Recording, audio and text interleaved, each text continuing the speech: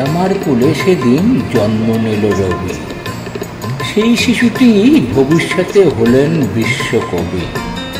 জোড়াসাঁকোয় জন্ম হল দেবেন্দ্রনাথ পিতা।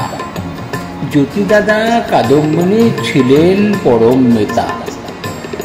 স্কুলের ওই বন্ধ ঘরে লাগতো না তার ভালো, প্রকৃতির কাছে এলে জ্বলত মনে আলো।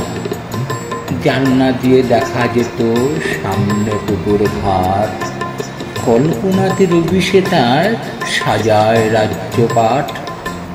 ছোট শিশুদের জন্য তিনি লেখেন সহজ পাঠ।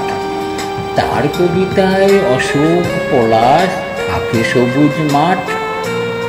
তার গানের সুরে সুরে দোদুল দোলে মন, তার হাতে হাতটি রেখে কাটুক এই জীবন।